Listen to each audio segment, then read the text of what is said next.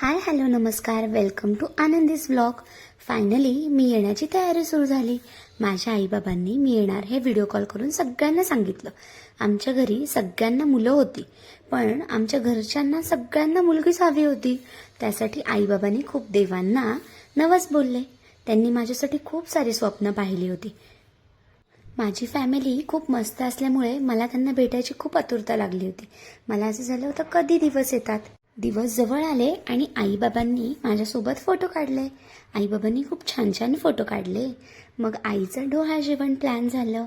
तेव्हा मी सगळे डान्स खूप एन्जॉय केले. त्यानंतर आईची चांदण चोळी झाली. तिथे मस्त मस्त खायला मिळालं आणि तो दिवस आला मी या जगात येण्याचा आणि माझा जन्म झाला. सगळे एवढे खुश होते मला बघून. मला तर समजतच नव्हतं मी काय करू. माझा बाबा तर नाचायला लागला, आबांना उचलून घेतलं आणि आज्जू आणि आत्तूला जवळ घेऊन खूप रडला. माऊ आणि मामा तर नाचतच होते. मग मी सगळ्यांना भेटले. आता मी सगळ्यांची ओळख करून देते. हा माझा बाबा, ही माझी आई, आता आहे माझी आऊ आणि त्यानंतर आज्जो. हे आहेत माझे आजोबा, हे आबा, हा माझा नंदू आणि माझी नानुकली.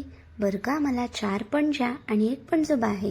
ही आत्तू आहे, ही माऊ आहे, हे माझे जीव की प्राण मामा आणि काका.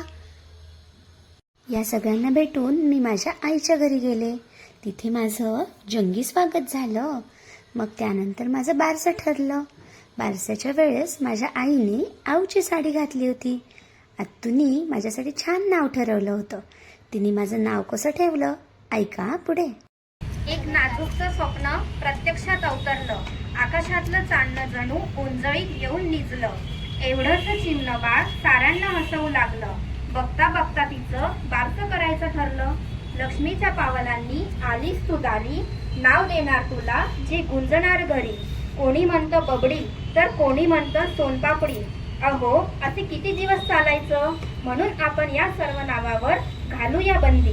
कारण आजपासून आपल्या सर्वांच्या स्वप्नाचं नाव आहे. काय नाव आहे सांगा? तिचं नाव आहे आनंदी. मग मी माझ्या घरी आले. माझ्या बाबांचं मोठं स्वप्न पूर्ण झालं. त्यांनी खूप मस्त घर सजवलं होतं आणि माझ्या सगळ्या ताई आणि दादांनी माझं स्वागत केलं. आता माझी पुढची जर्नी बघूयात उद्याच्या व्लॉगमध्ये. बाय.